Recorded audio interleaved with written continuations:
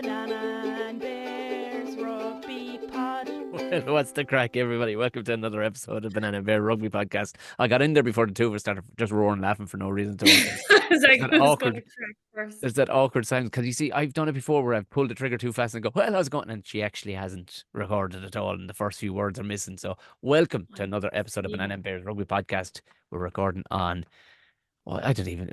It's the 28th of February. 28th of February. So yeah, I think it is anyway. I'm nearly sure it is. Tom And here. usually March starts tomorrow, but not in 2024. Is it a leap year? Is it?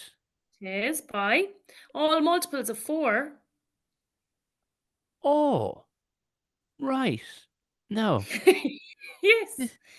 this is the Anvoon tour, and I Miss Capel is here now teaching us. This is good stuff. I like to learn stuff. This is the year where is this the year that it's permissible that it's women are allowed to ask men to marry?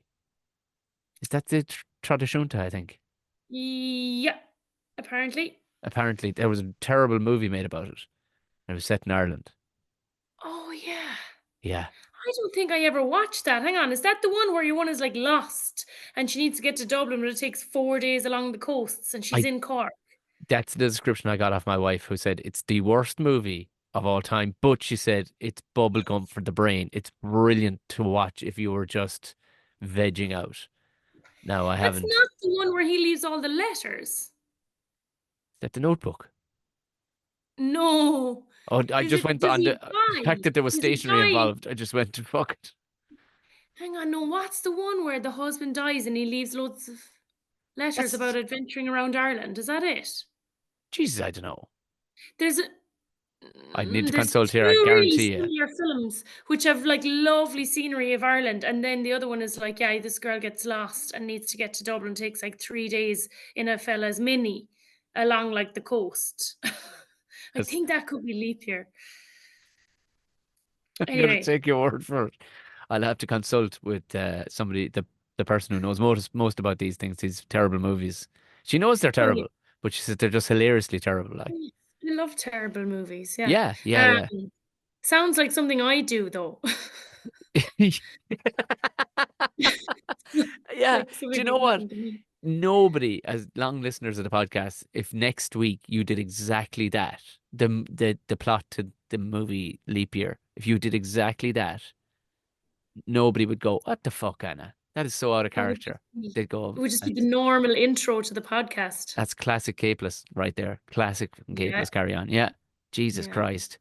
We were to work or do a normal recording earlier in the week, normally Monday. We aim for Monday anyway, but Annie, you were off to see the Book of Mormon. It was good. Oh, yes. Yeah. I was in London. Which is great because I've loads of friends in London, and I think I was saying that to you. I was like, instead of me running around trying to see everyone, I just invited everyone to the pub.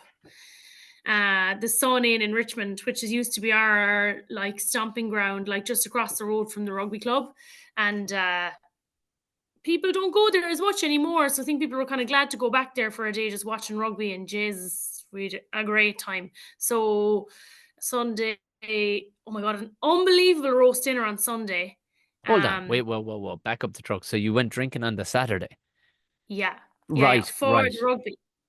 Yeah. Oh, because grand. I just invited everyone to come watch the rugby with me instead of me like going to see all these people. I just invited everyone to the pub, and like it worked out great. I saw loads of people, and then Sunday. Tell us about this roast dinner, because outside of Ireland, I've never rated a roast dinner. Tell me more. Well, I'll tell you now. And so I'm sorry if this is blasphemy against Irish people, because roast dinner for me, like is like a thing we do at home. Like you know, you have it at home on a Sunday. But roast dinners in the UK, you go out for a roast. Like you have it in a pub. I feel like that's not a thing at home. Like at home, you'd go for a carvery maybe, but you wouldn't be, there's all the other options too. Like literally going for a roast is a thing. And fucking hell, it's good. Like, very good. Very good. Probably Irish beef they're buying. Could be Irish beef. I think that's where we sell most of our beef to be honest. I think we sell Yes, yeah. I've no doubt. But there's all these small little English pubs, all with like, carpet on the floor and stuff. Like, Oh, like the uh, the Fanny and Whistle and the fucking How's yes, Your yeah, Father? yeah. Yeah, yeah, yeah. If there's a pub called Fanny and Whistle out there, some of our UK listeners, I would like you to send us a fake picture of that. That would be They'd amazing. have an unbelievable roast dinner.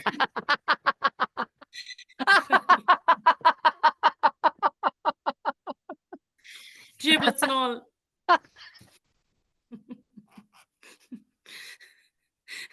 We've lost him. He's gone to Oh, God. great. Great. We're three minutes into the podcast and we've already gone there. That's fantastic. Brilliant. But you absolutely nailed it. No, that's it. Like, they're the names. Where we went to I think it's just called the Railway Bar or something like that, It's on because the it's nose there. next Yeah, yeah. it's next to Teddington railway station, and I've always walked past it and never gone in. But we got out, myself and my two housemates from when I used to live in London, Chloe and Ollie. We went, and I'm always like, oh, what'll I have? Because I like all the roasts. Mm? And they did them all. So we got a super sharing board. Ha! It Sharing a had roast. sharing a roast, it had all the meats on it. We got 3 massive Yorkshire puddings, so big, huge Yorkshire pudding each. I'm down. There was Mm. fucking Scotch eggs, cauliflower cheese, broccoli, roast potatoes, deep fried roast parsnip, crackling, all the sauces, stuffing. Oh my And what were the God, three it three was roasts? What, like roast beef, roast lamb, and roast pork? What? Oh, there was chicken, lamb, pork, and beef. you got a foursome of fucking. Okay, I'm down with that. I like that Yeah, vibe. yeah. Wow. And gravy. Very, very good. Yeah. Wow. In Scotland, I once got a roast beef dinner in a giant Yorkshire pudding. Bush pudding. I've heard of Yeah. that. Was it Yeah. unbelievable? It was out. No, do you know where I got it? I got it 2008. It was in Wales in Celtic Manor. The I stayed who there. was yeah, it was the who were they playing? Was it Toulouse were playing? Munster? And yeah, they had it on the menu. So I'm absolutely getting that because there was lining needed. You know what I mean? I was getting this at what time did the When you, roast start? And because when, we were drinking 3 minutes later. but when you say Celtic Manor, you mean the hotel? Yes, yeah, yeah, yeah. But, but I mean, serving it within the Yorkshire pudding doesn't seem very Celtic Manor-esque. It wasn't, but I think they had a fair grasp who was their clientele other than the French. The rest of the Mm, clientele were a big, you know, mate eating muck savages from Munster.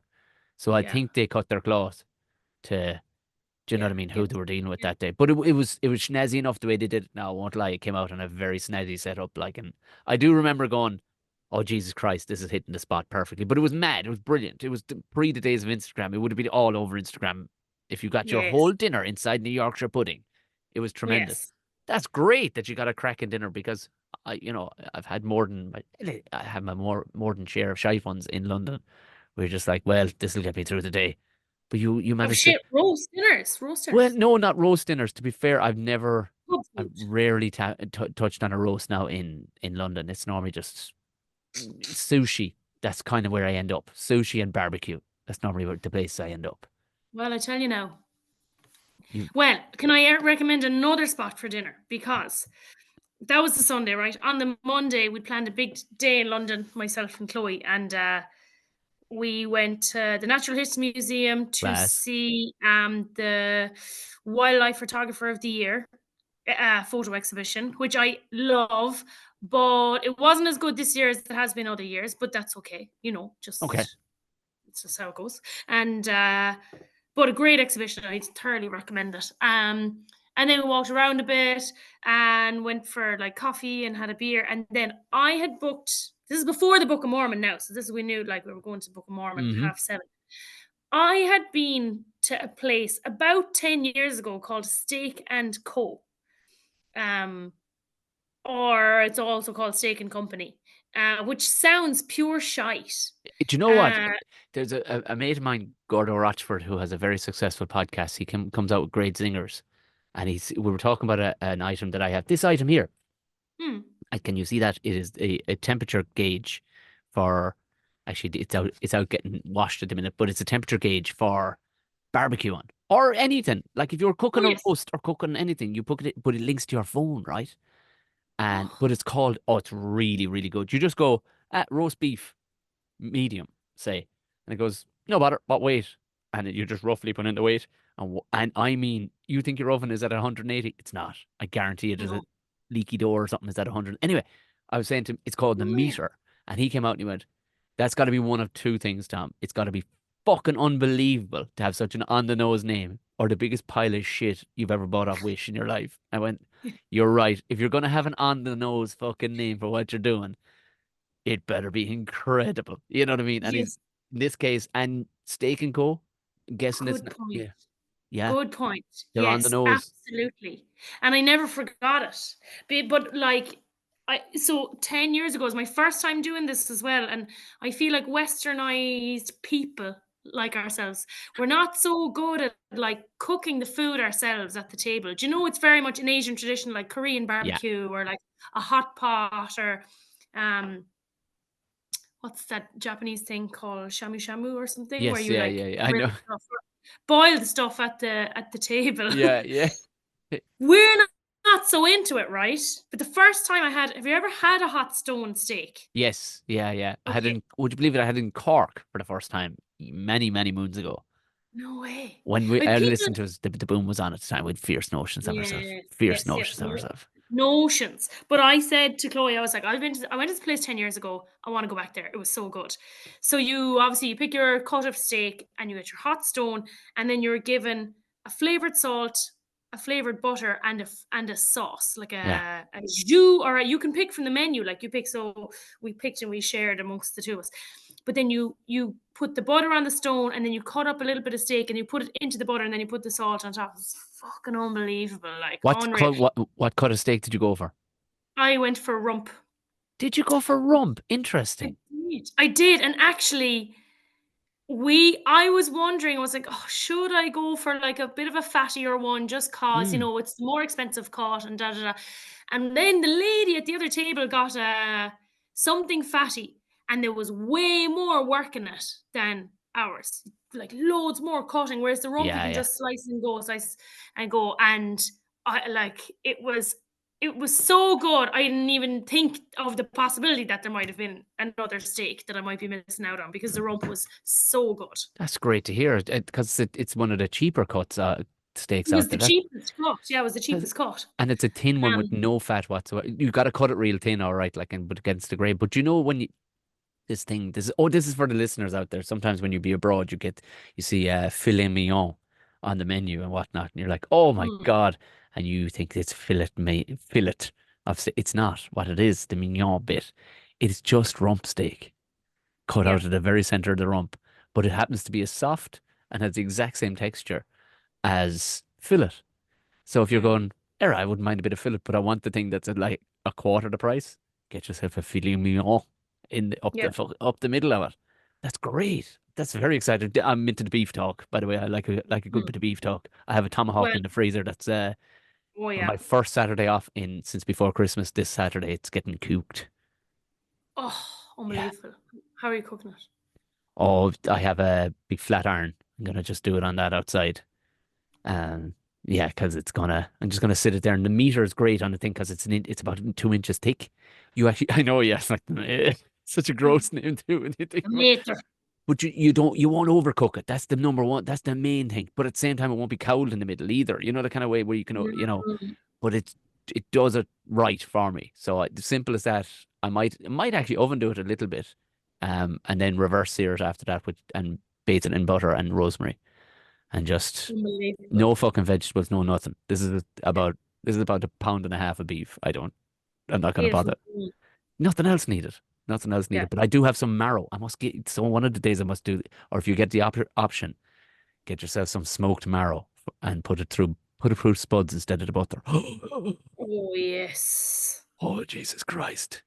Very I'm good. not joking with you. Annie, you'll have a hairy chest walking out of the restaurant after fucking pure Don't think caveman I've ever, stuff. don't think I've ever had it. Get your hands on it tonight. I bet they had it in there if you went looking. I bet in a place No, called well, I Steak. didn't see it anywhere. Ah, Uh, oh no, sorry. Maybe the jus I had was red wine and bone marrow jus. Easily could be. It's just Yeah, to could have reduce been. down really healthy fat. That's all it is. Yeah. Yeah. Right, Fucking unbelievable. we're getting bogged down in beef here, and I'm fucking We're down in the I'm beef. after eating my dinner, a lovely fucking haddock, and now all wishing is gone. I'd eat a raw steak right now. Listen to this. Oh, jeez, unbelievable though. Fucking hell. Oh, I class. like. Anyway, yeah. So next time you're in London, go for roast on the Sunday and go for steak and co the next day. And the staff were so fucking nice, and we had so much crack with them that we got free limoncello and 10% off our menu. Stop the lights. Yeah, yeah. Gigi, I tell you what, Anna, you could just charge people to go around with you to end up in lucky scenarios. Do you know that when it's just eat, because the crack seems to follow you into these places, whereas like it's in London, I suppose, where they wouldn't get hardly any crack out of people a lot of the time, and you're like, "Where are the This is girls? it. What's the crack?" This is it. They had so much fun with us. And then, but like you say that, like getting yourself into like good jammy situations, and then you might walk out the door and get hit by a bus. You just never know, you You know? never know. You didn't get hit by a bus, did you? No, I was all Okay. right. Yeah.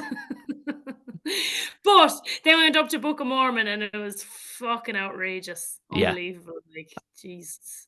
I've heard nothing but good things. There's when all settles down with house building and all the rest of it, I plan to take in the West End. There's about 3 or 4 shows that I want to see, and Yeah. Book of Mormon is one of them. I missed it when I came to Ireland. I fucked up. I was in the board. Yeah. Gosh, I fucked up. Missed it. But I was thinking about this because I'm sure many of our listeners will have like been to Book of Mormon, or if not, they know what it's about. Like, I reckon there must have been a lot of Irish people that, because people would go to the Bord Gáis Theatre every year anyway, regardless of what's on. Yeah. That there were people at that show being like, "Oh, holy Jesus, what is going on?" Like, there were moments where the whole crowd went like, because of what was said. Like, Yeah, well, that's what the theatre's supposed to be about too, though. It's supposed to fucking pull you out of your comfort zone a little bit, like if that's the case. I understand the concept, and I agree with you. It needs to be like, but it's like, what? What line so was said that? Give us one of the No, lines that said. I wouldn't. I can't say it on here. Okay. I wouldn't. Oh, wow. No, Right. no. Okay. All right. Well, do you know what? Good not to ruin it for people, but at the same time, look, you still do. It's the overall package when it's put together. I love those little, as you call them, peak and pits in the middle of a thing where it's like, Jesus, oh fuck, because all it's doing is pulling. The idea of any show is to pull your brain in every direction. You don't want to Yeah. go. You may think you want to go to see something that's bubblegum for the brain or butter for the brain. But you don't. Your brain wants to be tested a small bit, and your emotions be tested, so that you walk out like you've been in a bit of a scrap with this show.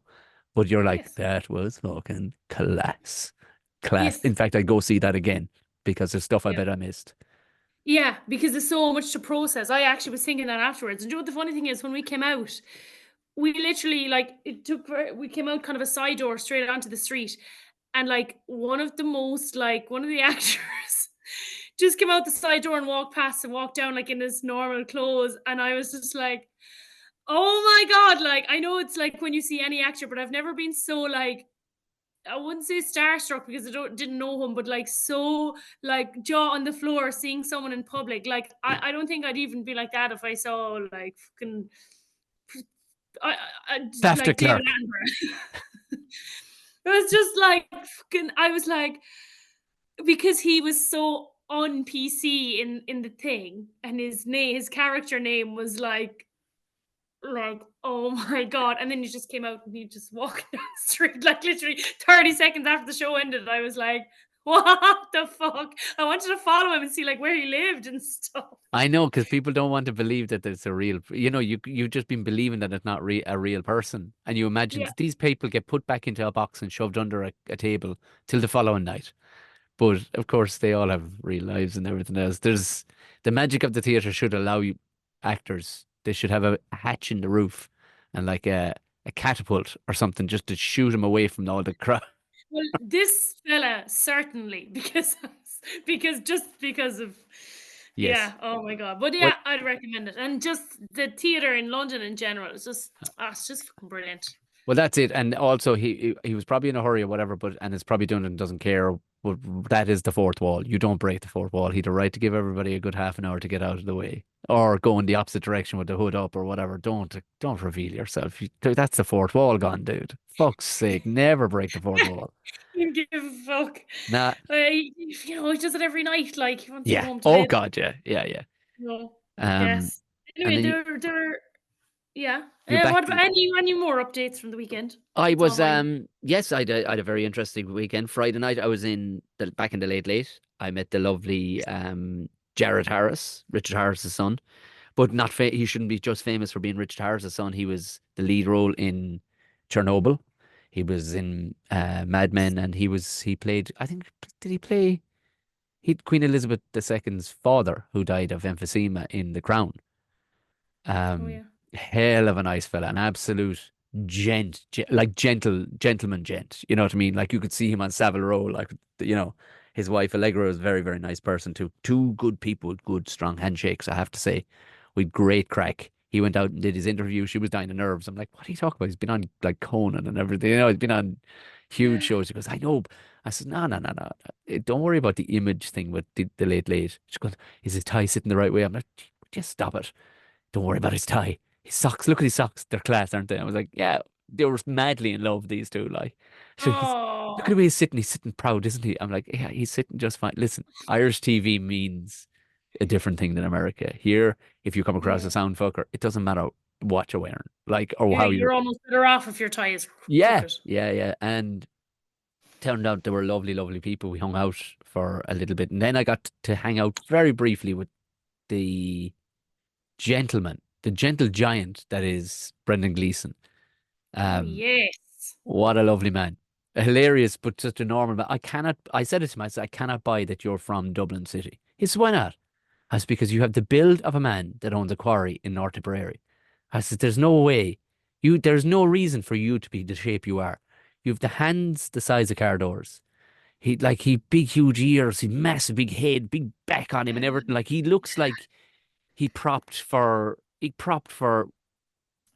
Galwegians in the Yeah. 70s. Do you know what I mean? Like it doesn't make sense. And Did he he could play any rugby when he was growing up? I don't think so. Well, there was no. We didn't talk about that anyway. He was fine. He played the fiddle on the night. Again, I blew my saw. mind. These huge, big, thick fingers. Like so talented. This man. I actually get kind of the heebie-jeebies when I see him now, especially with the fiddle because of the fucking movie. I know And they he joked. Yeah, he chopped would off relax. his fingers and threw it at the door. I, I s- actually was the first thing I thought of when I saw that, and then I was like, God. God, When I got between over it, I was like, between the Book of Mormon and the fucking the bench, you really do invest in. You have to come see me act in a play sometime. Jesus Christ, we would afterwards be like, I don't know the man at all. I don't know him at all. after that, I'll just be like, you'll be sending the Zoom link. I'll just be like, delete. No, not talk to Unless that fella unless anymore. he's in character, I don't want to talk to him anymore. No, that's it. You are the best tickets buyer ever because you sit there going, oh my God, this is Mm, really fucking real. yeah, I'm floored. No, hell of a nice man. We joked about because he was going. I went on a bit too long. Did I? I said, no, you came across. No, I said, don't worry about. I fucking he just wouldn't jump in, so I just felt the time. I had to keep talking. I was laughing. I was going, but you're Brendan Gleeson. You're all right. People like you. Be different if you're a cunt. He went, I can be a bit of a cunt. I said, oh, I know that. And he kind of double looked. I went, I'm joking. But and then we had two amazing sold out shows at the Hill with Deirdre O'Kane on Oh, on Saturday night. It was incredible. The inaugural test run of our new green room. Deirdre loved it because we had a big mirror in there that a woman could do her makeup before she goes out on stage, and she fucking destroyed like apocalyptic levels of Deirdre O'Kane. I don't know if she goes harder anywhere else, like, but she was, especially come the second show, she tightened up her new stuff. mm, She brilliant. was, yeah, she was just the true queen of stand-up comedy. Like she just absolutely fucking just carpet bombed the place. Like it was incredible. So it was a great night. I was blitzed afterwards. I came home. This is how hardcore I am. I came home. I'm like, of course, bag of chips as standard underneath the arm, in rewatching the rugby, and got halfway down a lovely bottle of Belgian beer, left, and woke up half an hour later with chips down the front of me and the bottle of beer still sitting there. I was like, oh my God, I'm not. This is not right. Just Oh, catch attack jeez. everything. Yeah, that was the extent of my wildness. When everybody thinks I'm, oh, he's a comedian. He must be backstage hoovering up fucking bags of coke. Not really. It's most likely going to be ginseng or something like that. Yeah, Baraka. Baracas, just something to get you over the line. And that was that. We had a lovely family day out in the forest afterwards, just to detox the brain from talking to people. But yeah, smashing. But stuck in, got a good dose of rugby in. Surprisingly, managed to squeeze in a nice Great. bit of rugby. Um, Great. it was great. I was thinking about our cockiness at the beginning. We're going, we'll fucking dust everybody, and I wasn't really taking into account how poor the other teams just are right now. They're all Mm, hungover after the World Cup. They've all lost mm, players or whatever. And it was, I mean, I feel bad for, and I still get updates. I jumped straight to the Irish match. Um, yeah.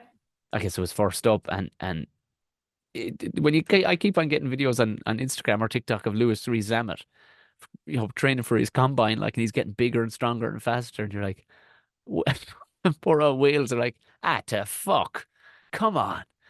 I mean, they got nilled. I don't care what anybody says. You can go talk about a penalty try. That's defensively, you got nilled.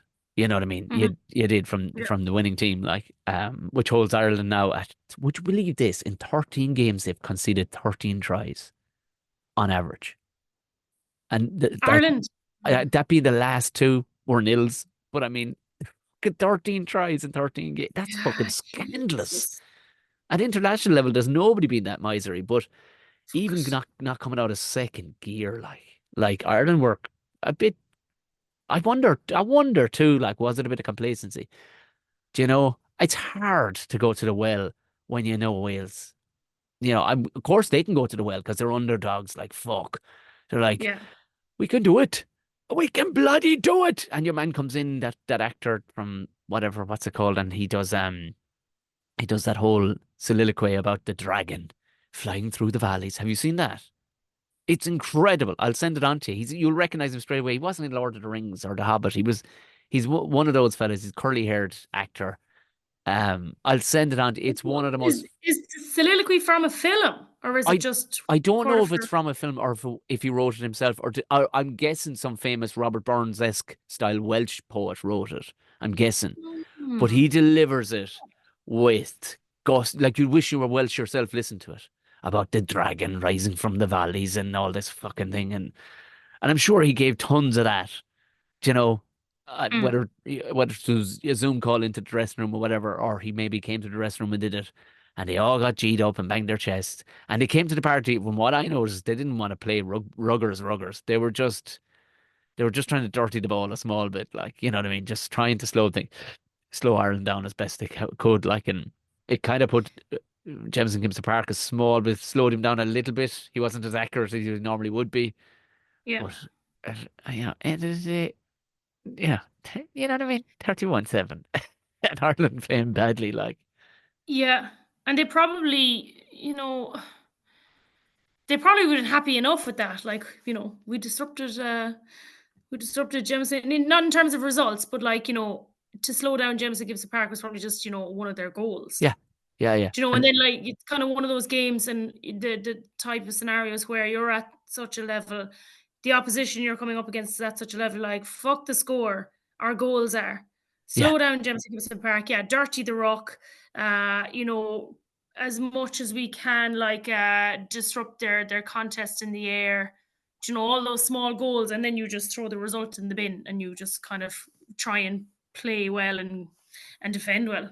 and build. So I guess at the following week, try and build off those little wins that they got. Like, I guess, yeah.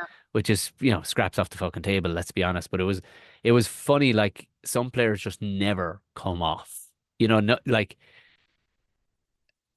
fucking Tyke Byrne, Bundy Aki. These guys just never come off. They never come off a 10. Like, they're just fucking going and going and Yeah. going. Like, it's just, Yeah. there is no complacency built into their program and whatever it is. Like, it was just mad to see. It's like, what? But you're gonna fucking wipe the floor with him if you need to, and Yeah. yet the lads are still going and going. I do think Hugo Keenan was missed properly. He was properly missed. Um, Yeah. it's his just position in the backfield. It's just, you don't even have to look around. You're like, Era, Hugo will have that. And he fucking Yeah, will. He fucking yeah. will every time. Like, it's just, I know but we're spoilt in that way. yeah, yeah, yeah. He's to be, apparently he's to be back for the next match, but it was odd to see. I think Crowley is, or not Crowley, what's his name? Frawley. You could see him, he jumped into 10 a few times at the first receiver, and you're like, Area, yeah, and you're very good there, but get back. Get fucking Get back. out. You Get know out you're, of there. you know you're I know, supposed to be. that's funny. I wonder was that intentional? But it's funny, remember when we spoke last week, Frawley had gone back to play for Leinster. Yeah, yeah. But sure, he's still young. He'd still have plenty of fucking petrol in the tank, like I suppose, just to get Yeah, some yeah, game time. I don't know yeah. if you saw it, because Ireland were absolutely, as you did see, but did you pick up on? I tweeted it, and that's why Twitter's such a cesspool, right? Oh I God. It was Peter O'Mahony. Like Ireland were fucking mincing him at the scrum, and our scrum for so long since the World Cup. They zone in on this. All these fellas keep on using this fucking cliche. Giving the ref a poor pictures. I'm like, nobody's handing over Right. pictures. This is what. Yeah, yeah, yeah. Um, but what Peter O'Mahony did was he would he kind of stood his arse out of the ruck to kind of cover off if you were looking directly in the side of, sorry, the scrum. So Yeah. O'Mahony, rather than being schlick tight into the side of it, he kind Mm. of had his own arse cocked out. So if you're from any angle other than maybe 180 degrees perpendicular to it, but if you're Yeah. any bit back at all, you wouldn't get to see what Porter was up to at all. And Yeah. and I tweeted, I went, Peter O'Mahony covering off Porter is absolutely genius, brilliant, because it looked so. Like if you looked at it and you didn't know. You just know something was off. You're like, what am I looking at here? The whole scrum. Yeah, Because yeah, not yeah. one fucker picked it up on comms. Nobody picked it Yeah. up. And I tweeted it, and a bunch of people liked it. And then one guy, of course, retweets it, but with a negative. Of course, you have to play fucking. Oh, you have to play dirty to beat the Welsh. I'm like, no, we don't. This is just another way to play rugby. But there's a great. I don't know who was put it up. I think it was some reporter put it up, and it was a very short video of the scrum, and reporter's elbow is just starting to point down, just starting to go down ever so. Yeah, and he pushes it off. It's Yeah. such a dad move, isn't it? It was like, just like if, No, a no. child or a cat was falling off the edge of the sofa, you wouldn't have to Yeah. hit it. You just softly push it back. And his elbow just went back up. Yeah. I saw that clip. Yeah. I wonder, like, how much are they actually? Where is that coming from? Is that coming from Porter? Is it coming from Omani? Like, who has actually? Is it coming from? Like, where is that coming from? It has to be John Um, Fogarty, who's watched, like he's watching what your nostrils are doing during the scrum and then mm, tells everybody mm, I can only imagine he's right, lads. This is exactly, watch these pictures, all of you. This is what they're seeing with Andrew's arse, mm. basically. These are the moments. And in that, if the operator, because do you know what? Maybe a touch judge wouldn't know what to say if they're looking on. They're like, did he just touch his elbow? Oh, fuck it. Mm. Maybe he didn't. Because it was such a little soft touch. There was no there was no violent movement of his hand. It was just a little soft Yeah. touch. I But the would have, danger is when it falls, is the elbow kind of going underneath. So if you can stop it before it gets to that, it actually yeah, doesn't matter. Like, yeah. but the we used to do that as well. If your props are starts to stick out You step out or whatever outside it. whatever prop you were behind, yeah, you were allowed to do that. Like, kind of tilt your arse out to drive their arse back in. Yeah, it didn't look overly illegal. I was just looking at it going, from the start, from the set though, it wasn't a reactionary thing. It was from the set. Yeah, He was out. You know what I mean? yeah. To block any vision of looking in at him or whatever. But it was, and just to keep him probably pinned, I would say, into maybe for his own benefit, Porter's own benefit, just to keep him pinned into the fucking second But row. that's it as well, because if it starts to fold, his arse will continue out, and if Peter Manny's arse is pushing it forward, it will continue out. Yes, yeah, Whereas, yeah, yeah. yeah, But if yeah, he's yeah. driving in a little bit just to pin him in, yeah, it Mhm. was. See, these are Yeah. the mechanics. I hate cliches, but and they say the dark arts, but these are just the mechanics of all these of scrummaging and stuff. But it was, I suppose, Yeah, I wouldn't put it under dark arts, I no, you think. wouldn't. Dark arse, maybe. Yes, it's arse mechanics. Uh, The but dark arts. this is what we're getting into because at this stage we're with Ireland kind of going, yeah, 31, and I'm saying 31-0 because I don't think that would have fucking been a try anyway. But you're looking at and either way, a fucking penalty try kiss my arse like. But um, that's where we're at now. We're going looking at tiny moments in the scrum, going, there was a lift, there was a little loose, maybe a split second loose there in the line out. That's where we're down to, like because they fucking made dust of Wales. I know they were saying, oh, jeez, they gave us a good fight. Also, the conspiracy theorists and me, right? And this is Go on. tinfoil hat on here, right? Hmm. And you can shoot me down. In fairness, you rarely do, but you can poo-poo this as much as you like. Tinfoil hat on, right? 2 games left after this game. Knowing full fucking well you're going into play Wales and knowing full well you've at any time you can fucking put a chokehold on this match and close it out. Hmm. Do you fluff a couple of small things like set pieces, jumping? Because I have never seen Peter O'Mahony to jump slightly late. Never, never, or be lifted slightly late. And there was 2 times, like there was stuff going on there that was uncharacteristic. It was almost like he put on a fucking pantomime here. Like and I was putting it down to maybe complacency because they knew they were going to take it home, take it home anyway. But I'm going, are you just because this would be the ultimate in coaching, where you're like, look, if I can trust a handful of you, I'm not going to tell you all because I have young kids in this fucking team, and I wouldn't be putting that kind of pressure on them. But look at Peter, the odd fucking one. Just give it a split second, miss it. We're gonna fucking beat these bastards anyway. You know that. I don't have to get you G'd up for this. But I want to sell both Scotland and England up the fucking river on what our capabilities are and make it look like what Wales are doing is exactly what you need to do to beat Ireland or to dirty the ball. Like, call me a conspiracy theorist, but No.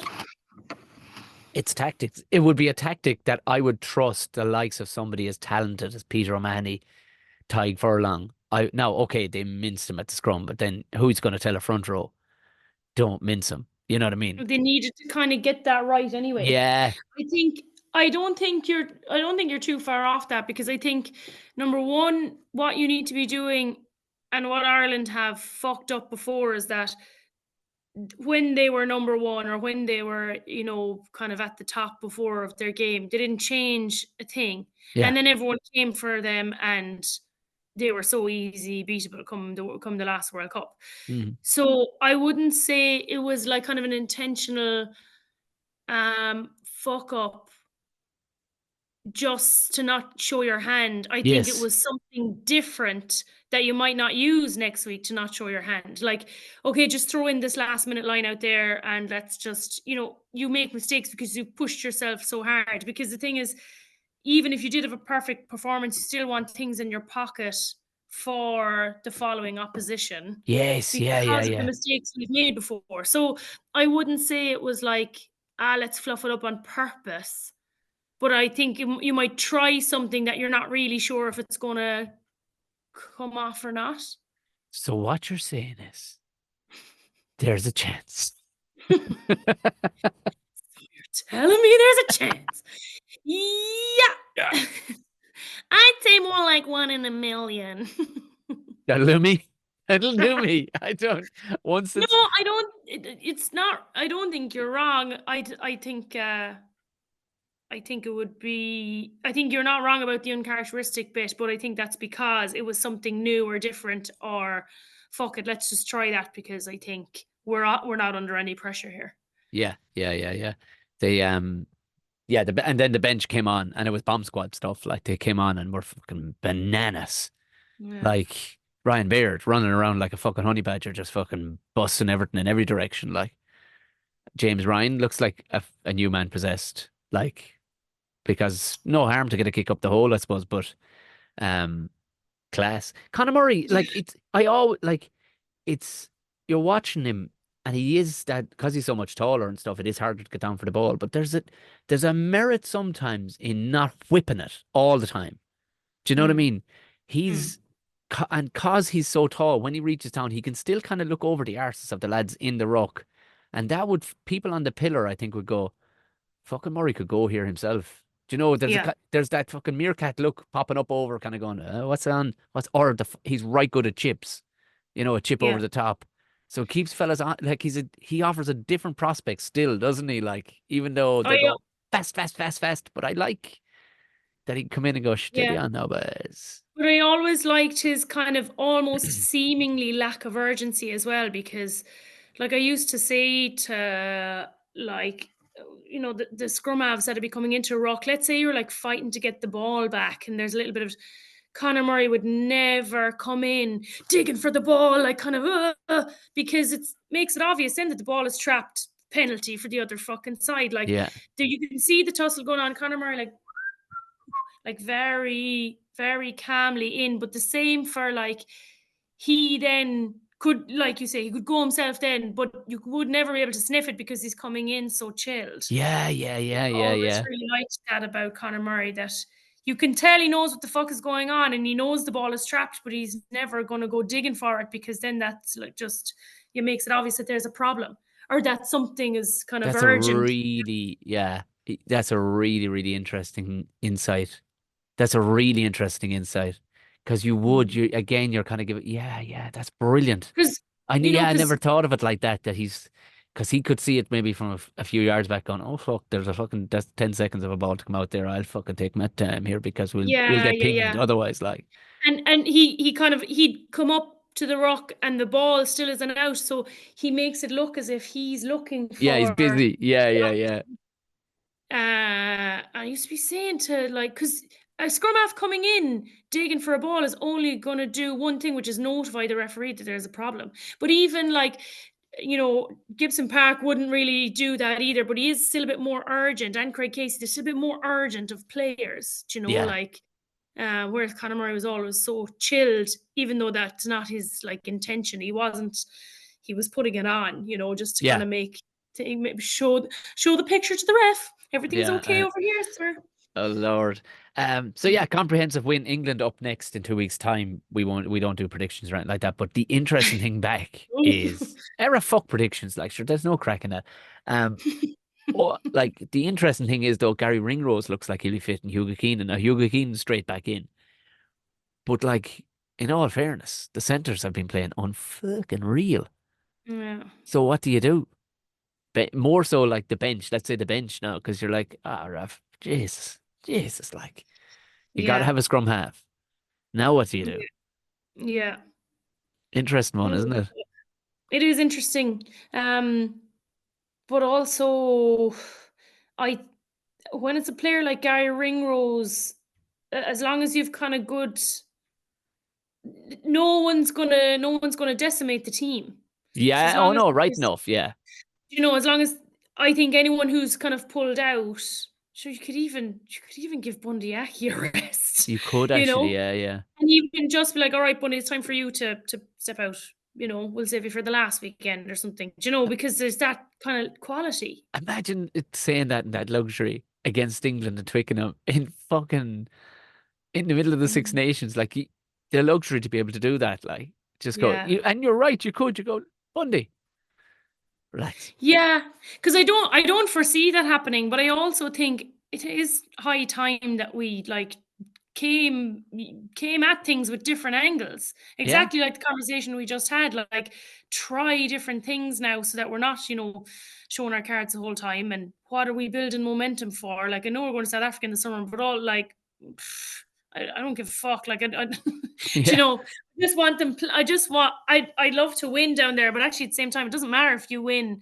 They're just going to be talking the whole time about how we can't get into semi-final. It doesn't even matter if Yeah. we win. Yeah. But I in terms of the atmosphere in the Aviva. Now I know we've talked about this before, and apparently it's been shite. But someone was saying, so Jerry Thornley wrote an article saying like, yeah, the atmosphere in the Aviva is poor and it's Yes. lacking, and everyone keeps saying it and la la la. Someone said it's only lacking because the games aren't close. You know what? There's something in like But what are you supposed to do about th- that? yeah.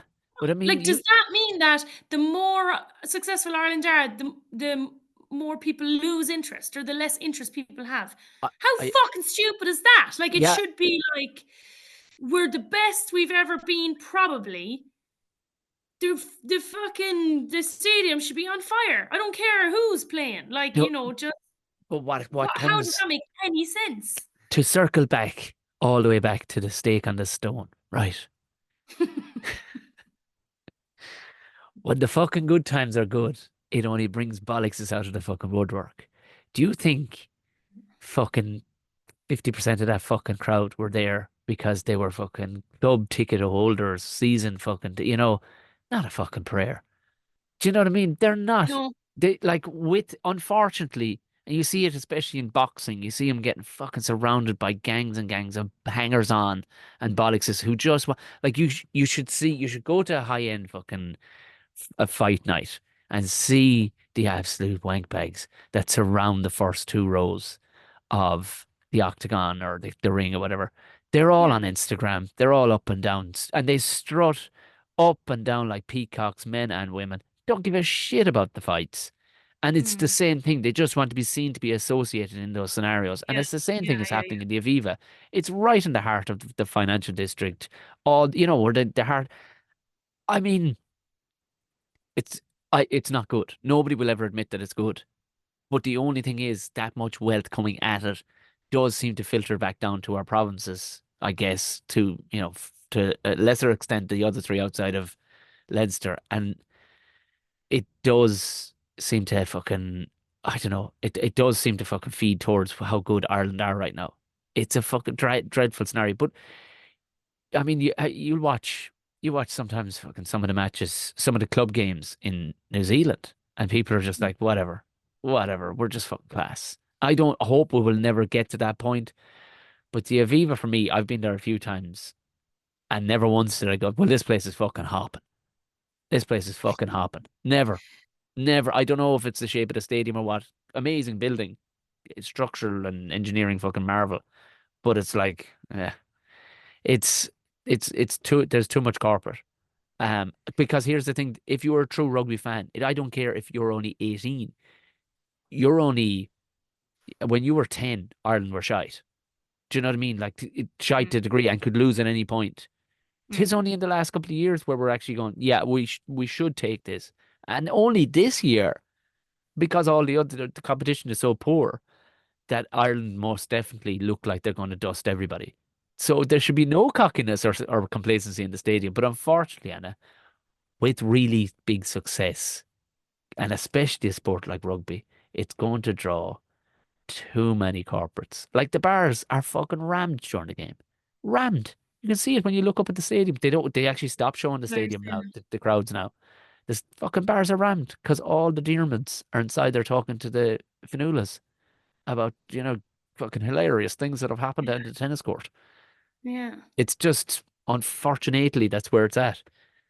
Um, I wish that money would then filter down into like the likes of the club scene, or whatever. But could I don't know. I think, do you know what? Did I have this conversation with you? Who did I have this conversation with? We need a brass band. Was it you I was talking about this? We need a no. brass band in the Well, like Aviva. the French, but yeah, I don't know if I'm with you on that because I would be the unlucky cunt who has to sit. And my ticket ends up beside some fucker with a trumpet. Always, yeah, but see, the thing is, you need to start somewhere. You just this Yes, piping yeah, in the music needs to stop. yeah. Oh And like Jesus, the difficult thing is the brass band. I was only thinking of this. Oh yeah, it must have been the France Italy game. And like there was no music being piped in. There was just freaking music from the fans like going on like all the time, like, and it was just so cool. And then people were singing and stuff like how would you a fucking choir. like We just need a choir, a big strong choir, 30 plus, the 30 reason plus. the Have him. reason there's no more songs coming out or like we haven't come up with a new song, it's because the music that gets piped in. Yeah. Like Oh, we need to absolutely take a sledgehammer to whatever fucking mixer is playing that shit. yeah, it And needs an kind of actual choir fire up. They're contractually obliged to fire up every fucking 3 minutes, and people wouldn't long be getting on board. Do you know what I mean? I remember they did it. They actually did it in was it Musgrave or Thomond? I was in one time, and they were trying to instead of the Fields of Athenry, they were trying to introduce the stand up and fight. oh And yeah. the band, the choir would actually there was about 12 of them. They would fire up during the match, and then everybody would just get on board, and they put him up on the lyrics up on the big screen. Stand Up and Fight is one thing that actually took off and stayed around. Yeah, One but of the only songs that I saw in my lifetime kind of like be written and like pushed on people and actually survived. that's Even it. though Stand and Fight doesn't really go off unless the intro starts. Yeah. But people do actually, and unless you had the choir people around, like you like, yeah, it's not one of but it's an interesting case study of how you like can write and apply music to people and get them to sing it. But it'll never happen again as long as this shite keeps getting piped in. It's driving me mad. Yeah, it's a torrentious or fucking terrible stuff. Anyway, let's move along. Anyway, let's. So England Scotland went the way we probably thought it was. England are playing a type of rugby that looks like to me that they don't know what the fuck they want to be playing. I don't think those players are set up to play what he wants them to play. It doesn't seem like it. Duhan van der Merwe, mother of sweet divine Jesus. Now it was there was wide open gaps open for him, but fuck me, can he? For a man that's height, to be able to turn on that fucking pace. Like he had that one where he ran around the wing. Like he had another look and went, fuck it, I've got another gear. And gone. She's off. Like, Jesus Christ. And when you're up at that speed, you're like, look it. Even if you're in front of him, you're like, fuck it. Fuck it. I'll go for an ankle, lads. That's all I'm going for. Because I'm not breaking my collarbone trying to tackle that thing. Coming and running full belt at you. He's, and then he's unreal. He looks like Johnny Bravo. He does. Like he does look like he's been genetically engineered somewhere. He really does. Like he reminds me of Dolph Lundgren from Rocky 3, who fought. He was the Russian. Do you remember the Russian fought Rocky? Big square. See any of the Rockies. Oh my God!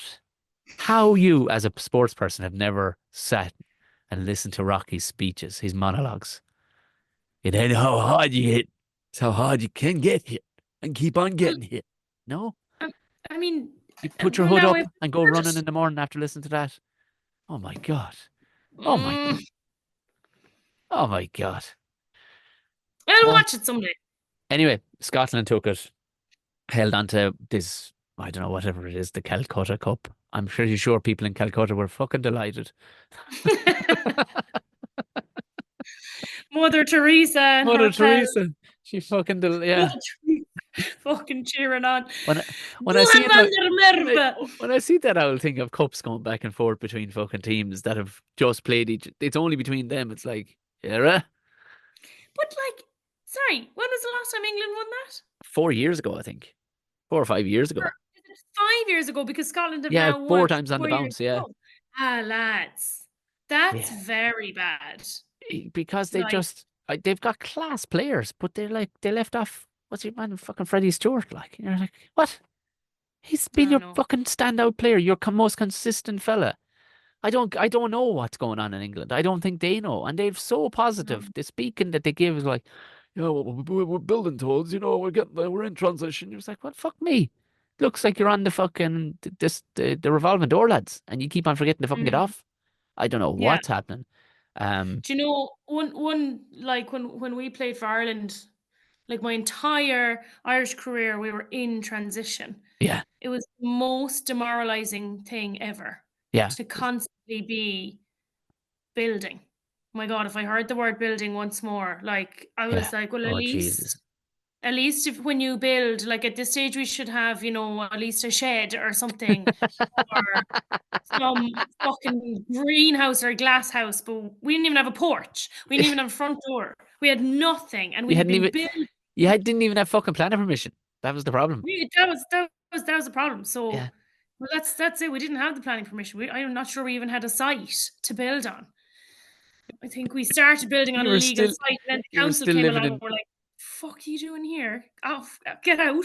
You all had to move back into the one communal mother's attic, and that was it. You just put your old posters back up on the wall of Chesney Hawks and whoever else you were into, Ryan Giggs as a child. Well, it was Ronan O'Gara really, but sure, look. Yeah, of course. that's the same for England. They need to get out of transition and actually commit to the fact that, all right, this is wrong, or this is different, or this is, I don't know, like fucking. Apparently, Felix Jones, because he's their defense coach now, he literally lifted the Jack Niambar book out of the cupboard. And their first minute and a half the other day was literally movement by movement, player position by player position, the exact same as South Africa in, I don't know, it was their first match of the World Cup or something. Like literally, the first minute and a half was exactly. And you're like, but sure, if that's the case, lads, do you know, you're going to be found out, like, for fuck's sake. Surely a bit of Yeah. Jesus with all the money and everything. But anyway, England have been on a fucking sideways twist. Now they were able to dirty it for Ireland the last, they thought they were going to ruin the party last St. Patrick's Day for the final one. But I just don't see Ireland, even if they came at him and made it messy for the first 60 minutes. I can't see, like, Ireland are fitter anyway, that's for sure. But I Mm. just can't see Ireland, not swatting them away. And it probably will be a tighter match because, but Could be as similar to the Wales affair. yeah, exactly. Just come up with a plan to just try and fucking negate what Ireland's doing rather than try and fucking play them. Be But nice to see England fucking score a few tries and have Ireland like figure them out a small bit. yeah. But I mean, if the bookies won't let you, rarely get it wrong, and I guarantee you, if you looked at it now, it would not be fucking pretty. Like, it's because when No. they look, they're not even doing it by eye. They're literally entering it into AI, and AI is coming back on. Not a chance, Dave. I'm sorry, but England will get swept under Computer the car. says no. Yeah. Anyway, before we finish up, we have to talk about and I hate Plucky or any of that shit. Uh, it's Italy and France. I mean, I walked away at halftime because I looked at halftime and went out and I had some bread and butter pudding. How British of me. Oh, it's fucking Yes. delicious. A little bit of Oh. orange zest through it. I called into Mother's to watch that match, and she'd made bread and butter pudding using brioche and chocolate chips, Oh. and orange zest and some other fruit. Oh, apple. Was it apple? Rhubarb. Oh no, maybe it was stewed apple at the very bottom of it because Yeah. oh, it was Unbelievable. tremendous. And I came back in after a chat, after 25 minutes, going, "Hi, the fuck, hot," because it looked to me like France were going through the gears, and come the second half, plucky Italy were going to be not in the back of the bus. They were actually going to be in the compartment where you keep you put your bags in your gear bags. They're actually all going to be under there. That's what I was Trying to expecting. cross the border with no passports. Exactly. And a bunch of illegally sized avocados in their fucking pockets. And then they're still in it. And like Do you know what? Do you some know of what their was back hilarious? play is was stunning. But Yes. What's crazy about it, I agree, and I thought France were looking well, and then Italy are fucking looking well. I turned on the match, and we'd missed the first about 25 minutes, and then we're like, oh, we'll go backwards. So I'd seen the score at 25 minutes. So I think at about 25 minutes, it was 10-3. right. Maybe it was 13-3. That's it. Anyway, it was 10-3. Anyway, at about 10-3, like, France were like going for the line, like, oh my God, it's going to be such a good try. Unbelievable. Italy's defense was fucking superb. Yeah. Unbelievable. And France were going. While this was happening, a fucking group chat went off, and I basically saw the final score Ah, and a comment saying, poor Italy. And I'm here yeah. watching France hammer the line at 10-3, and I knew the final score, and it was 13 all. And I was like, what is after happening here? And I was like, no one. Do you mean to tell me after all of this, France are not going to score? And it went on, and of course France didn't score, which I knew I was having. And like my housemates were like, go on, and I was just sitting there like, fuck's sake, I Yeah. fucking couldn't believe it. And then it went on, and I was like, how did this game finish at 13 all? And then, oh my It could God. have very well been. So I looked up the rules. They were very easy to find because a lot of people had put up the fucking rules. I So know. so the ball falls off. Hmm. That would have put Italy 16-13 in injury time.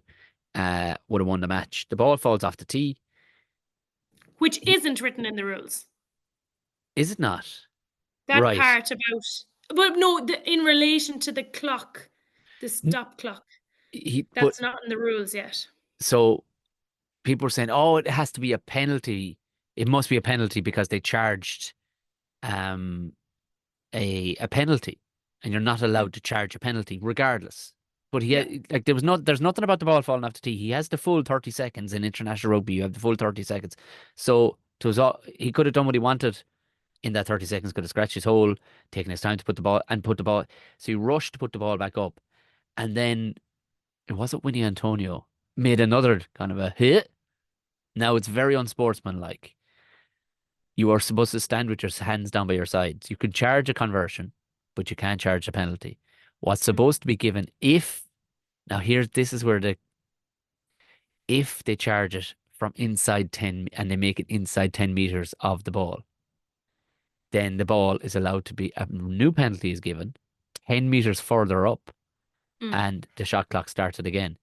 But I Mm. don't think either one of them made it or were inside the 10 meters of the ball, but it was No, bad form. More than anything, I think it was bad form. but no, bad form aside, you're not allowed to move. Like the penalty Yes, needs to be sorry. retaken, Yeah, yeah, yeah. regardless of the 10 meters going forward. Like he should have been allowed, not because of the stop clock, it's because they were moving, and also the water boy isn't allowed to be there either. Yeah, sorry. That's what I meant for anything at all. If you were to argue anything, the water guy, get off. Actually, stop the clock.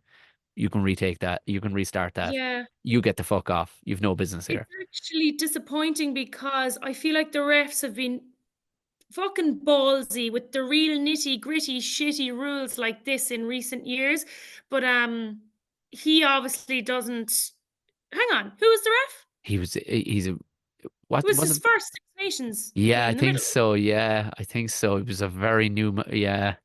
Like somebody Um, more a longer standing ref would have fucking, because I'd say someone was saying in it that was moment Ben when they got, O'Keefe. I don't no, it know, was, I because don't I think, actually no, because it wasn't. Someone was like, "Oh, Ben O'Keefe was the ref." I was like, "No, he just hang on now. Who played? Italy and France. um, oh yeah, because it was on in Leon, which is which is where I was watching the soccer there a few weeks ago. Um, referee. referee from the weekend. It wasn't, definitely wasn't Ben O'Keefe. I don't think it No, was anyway. I've.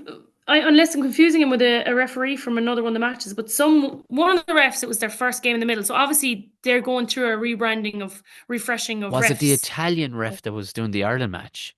He's brand new. Oh, maybe And that's who I'm thinking of. he's the first ever Italian ref, I think. Amazingly, he's the first ever Italian ref. It was definitely, there's definitely some new refs throughout the Six Nations. And I Yes, think that, there are, which um, is great. it's great, but in that moment, yeah, you don't want to fuck it up either. I mean, he would have needed armed if he fucked up something in that thing and cost France if his brain wasn't ready for it. And after 80 minutes too, like a fucking ref has to run up and down the fucking thing. Who was it? Christoph Ridley officiating his first Six Nations game, There so it you was go. him. Yeah. And your brain is blown after running for fucking 80 plus minutes. Oh no, it's hard, but He wouldn't listen, he would have needed fucking armed fucking guards to get him out of there. I'm Had sorry. he This is what I was thinking. Now, everyone's like, "Oh, the referee should have known," but like, why didn't the players say anything to the ref? Oh, Because I was absolutely. watching that after full time, and like, you know, rugby and this whole like respectful to the referee, but you are like the captains and the leaders, the forwards pack leader and the captain are allowed to speak to the referee on things that they may have missed. And the referees will say that themselves, and some of them get their back up about, being spoken to because some players like chirp on all the time. But why didn't the Italian players go to the referee and say he charged, he moved, like it's just such like, oh, it must have been us, it must have been our fault, it Yeah. must be Italy's fault. It's such unconscious bias against Italy, Because if it'd been France or Ireland for sure, like, Oh, it would have been, it would have, the law would have been applied. yeah, of course it would. Of course it would. But it's the minnows. But I tell you, their 20s winning fucking games as well during this. I mean, they'll be fucking killing themselves. Um, but there seem to be a different fucking gravy. They've been plucky, but there's different sauce at fucking Italy, which, I mean, Mhm. I don't know how they capitulated so badly under Ireland, but they didn't either. They kept giving it. Normally they'd have parked the bus, fucking ran away out of it, but they kept giving it against Ireland that time. They just didn't have an answer for them. They didn't have an answer. I mean, France That's gone should, for years though. yeah, Like, Really should have had in that first half. Like France should have fucking put them away in the first yeah. half. They should have had, but they didn't. Um, Very, very upsetting. Because we all want Italy to do, because you want a fucking tournament where it's the Six Nations, not the five and a half nations. You know what I mean? You want it, No. and they've been building, Anna. They've been building a long time. They've been in transition for a long fucking time, and Jesus, and they they don't damn even have a fucking houseboat. They don't look even at. have a boat in the canal in Venice. Well, look, they were going to get a holiday in for the night there at the very least. Anyway, Oh hey, do you know what? Before we go, I have the fucking the quote of the weekend. Watching God. while setting up for the show, and in and out during the Deirdre shows and whatnot. And I was in and out and in and out, and we have a new person working on the door. She's fantastic, Leah. She was brilliant, and she was standing there. I was chatting away, and they turned up the telly up near, just a little bit, and I could hear Alan Quinlan uh, on comms saying, Oh God. Ben Healy, I'd say is the first Tipperary man to ever win a Calcutta Cup, is he? Non-ironically, Alan said that. I mean, maybe it was the tone of his voice. Maybe he was being brilliantly fucking ironic, but I don't think he was. In the moment, I had to stop and go, okay, that might be the funniest thing I'll hear all fucking night. And I'm literally in my own comedy club. Like, this is fucking brilliant. I love it. Is he? Yeah, well, let's go out on a fucking limb without Googling this. I don't think we need to look up the Wikipedia of the Calcutta Cup / No, Venn diagram of Tipperary fucking players for no Scotland. Tipperary winners. Yeah, Yeah, no, yeah. I think we're safe. We're safe one there, Quinny. I'd say it's a safe, I'll bet. Um, Great idea. I don't know who Leinster. I don't know anything about the provinces over the weekend, but I was watching because I didn't realize it, but I saw it on Twitter that Munster played a mid-season friendly against Harlequins, I and know. It's it was weird. brilliant. They filled it with up and coming players. Both sides did, and it was Harlan Globetrotter stuff. Now there was some shite stuff. The ball hit the deck a few times, but there was some stuff going on that you're going fucking like top Yeah, 14 stuff. Fucking yeah. these three miss out passes. It was great to watch. High scoring game. Fucking tries galore, mad shit, block downs, fucking flipping over the line. It was like any given Sunday shit. It was great to watch for the bit Great. for the 60 minutes I watched hiding in the corner of the green room of the Late Late Show. But it's nice because, like the other so-called friendlies, like Pre-season ones who, and stuff. who's the New Zealand team they played a couple of weeks ago? Oh, the Um, Crusaders. the Crusaders. Do you know when South Africa was there last year, or like, all these different kind of friendlies? I feel like there's always, especially the home ones, there's an awful lot of at stake, or even at just a friendly, it's always a Yeah. big occasion. Definitely send them off to a Prem club, like And the Harlequins, mid-season the stoop was is, packed, sold out, and everybody was yeah, like, day, yeah, having a great Friday night because the I pressure know, was kind of off and you're just watching fun rugby. Do you know what I mean? definitely. It was But it's cool just to watch. fair play to Harlequins, like getting getting so many fans in, because their fans come to so many fucking games. They're Jesus, like brilliant. They're brilliant, but they blew in the face they play a going into. class brand of rugby. And if England knew what they were up to, they just fill it with fucking with Harlequins. He'll fill their team with Harlequins and just Yeah, go off you go, lads. Play like Fijians and have the crack. mm, yeah, yeah. Um, and Isn't it a that's that. shame that's the best type of rugby is so rarely seen? Yeah, That's the best type of rugby. yeah. It's so rarely seen. we're just It's a pure shame. joy in their face kind of stuff, like.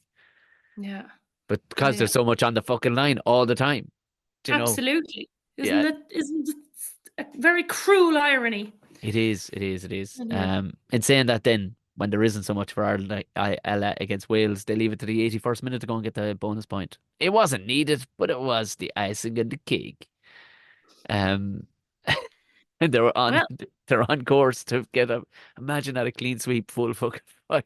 I say that, but England threw a spanner in the works a bit last year, but I think Ireland played within themselves a small bit because they won eye on the World Cup.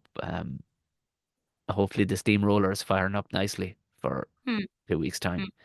yeah. Right, I'm delighted now with that episode. So I am. I'm delighted. You're delighted. I want fucking beef though. I want to go eating beef right now. Just I don't care in what Oh, format. steak and co. I'm going to Bordeaux this weekend to watch Bordeaux Racing. Brilliant, great. Because actually my roommate from the Barbarians, Karen Pacan, Is that why you're wearing your Baba's top this evening, just so you can bring that actually up? not. Just It's one of the only kind of hoodies I have with me here in France. She's bringing her team from Canada on a tour, like a young, I think it's a girls' team, to France, and they're going around. So they're going to be coming to La Rochelle and then going to the match in Bordeaux on Saturday night. So that's my roomie from Barbarian. So I you're will get jumping to on the see bus it. and off to Bordeaux. Yeah. Yeah, Yeah, well, I'm going on the bus with them because they're coming to La Rochelle on Saturday and then they're going back down to watch the match. get us loads of footage of get us loads of stuff now. Come on, we want to see loads of pictures. You've been slacking. You've been slacking. Your lifestyle Have I? is yeah. Your lifestyle Yeah. is fucking class. Do you know You what? You're right. you need I to up haven't. your game. Come on now. Okay, okay, okay. You need to be an Yeah. unashamed American. Get yourself even a shellfish stick. I don't care what. Come on, we need to see more Yeah. stuff. Okay, fine. Yeah. I Okay. only posted like one photo from the weekend. It's Yeah, bad enough. Yeah, no, you're no. right. We want to see loads of Anna's fucking gallivanting.